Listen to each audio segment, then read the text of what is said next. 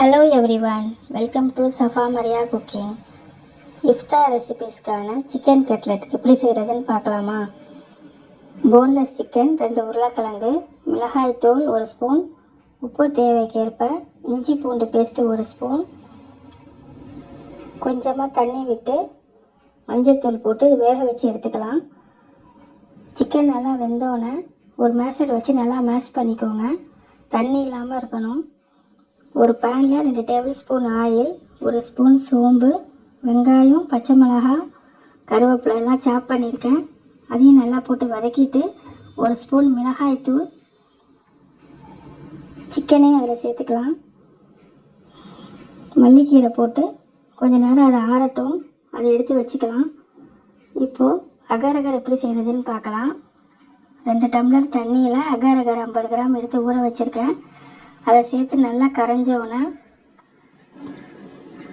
4 spoon sugar, காய்ச்சி ஆறின பால் 1 tumbler, condensed milk 3 spoon. உங்களுக்கு எவ்வளோ சுகர் வேணுமோ அவ்வளோ நீங்கள் சேர்த்துக்கோங்க. எல்லாம் சேர்த்து நல்லா கரைஞ்சோன்னே எந்த ட்ரேயில் செட் பண்ணுறீங்களோ அதில் ஃபில்ட்ரு பண்ணி வச்சுக்கோங்க. இப்போ சிக்கன் கட்லெட்டை சின்ன சின்னதாக உங்களுக்கு ரவுண்டு ஷேப் பண்ணி வச்சுருக்கேன். உங்களுக்கு எந்த ஷேப் வேணுமோ நீங்கள் இந்த மாதிரி செஞ்சுக்கலாம். 2 முட்டை எடுத்து பீட் பண்ணி வச்சுருக்கேன். பிரெட் க்ரம்ஸ் எடுத்துருக்கேன். அந்த கட்லெட்டை முட்டையில் போட்டு பரட்டிட்டு பிரெட் க்ரம்ஸ்லையும் சேர்த்து பரட்டி எடுத்து வச்சுக்கோங்க. இதே மாதிரி எல்லா கட்லெட்லேயும் பண்ணி ஒரு 1/2 hour ஃப்ரிட்ஜில் வச்சுருங்க, கொஞ்சம் செட் ஆகட்டும். இப்போ கோதுமை மினி முர்தபா எப்படி பண்ணுறதுன்னு பார்க்கலாம். மினி முர்தபாக்காண்டி ஸ்டஃபிங் தான் இப்போ செய்கிறேன். ஒரு பேனில் 2 table spoon oil, boneless chicken, மிளகுத்தூள் 1/2 ஸ்பூன், மிளகாய்த்தூள் 1 ஸ்பூன், மஞ்சத்தூள் 1/4 ஸ்பூன், உப்பு தேவைக்கேற்ப போட்டுட்டு கொஞ்சமாக தண்ணி விட்டு அது வேகட்டும். ஒரு லிட் போட்டு மூடி வச்சுருங்க. பெரிய வெங்காயம் 3 வெங்காயம் கட் பண்ணி வச்சுருக்கேன். கேரட் 1 கேரட்டு, பச்சை மிளகா இதெல்லாம் நல்லா அதில் போட்டு விட்டுட்டு வதக்கி விட்டுருங்க. கொஞ்சம் க்ரன்ச்சியாக இருக்கட்டும், ரொம்ப வதங்க வேணாம். அந்த ஸ்டஃபிங்க்கு தேவையான எக்கு தான் இப்போ பண்ணுறேன். ஒரு பேனில் 2 டேபிள் ஸ்பூன் கீ, 2 எக்கு போட்டு நல்லா ஸ்க்ராம்பிள் பண்ணி எடுத்துருக்கேன். தேவைக்கேற்ப பெப்பரும் உப்பும் போட்டு அதை எடுத்துக்கலாம். இந்த முட்டையையும் அந்த ஸ்டஃபிங்கில் நம்ம சேர்த்துக்கலாம். கொஞ்சமாக மல்லிக்கீரை போட்டு அதையும் எடுத்து வச்சுக்கலாம். இப்போ கோதுமை மாவு 2 டம்ளர், தேவைக்கேற்ப உப்பு, கொஞ்சமாக தண்ணி விட்டு நல்லா சாஃப்டாக பிசைஞ்சுக்கோங்க. இந்த மாதிரி சின்ன சின்னதாக பால் போட்டு எண்ணெய் விட்டு வச்சுக்கோங்க.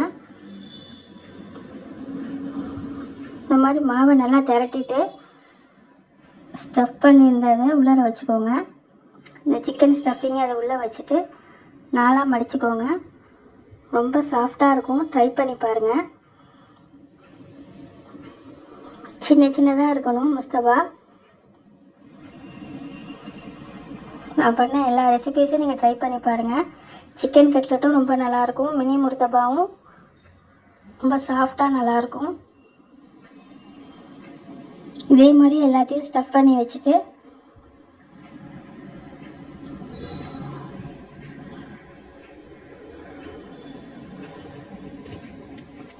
ஒரு தோசைக்கல்ல ஆயில் 2 ஸ்பூன், கீ 2 ஸ்பூன் போட்டிருக்கேன். நல்லா சூடு வந்தோடனே இந்த மினி முர்தபாவை அதில் போட்டு சேர்த்துக்கோங்க. கொஞ்சம் கொஞ்சமாக பரட்டி விட்டுருங்க. நல்லா செவந்து வரட்டும்.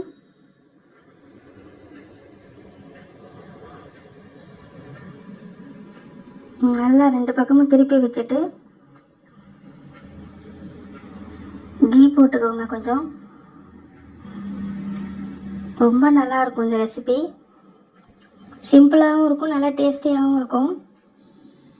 அவ்வளோதான், நம்ம முர்தபா ரெடி.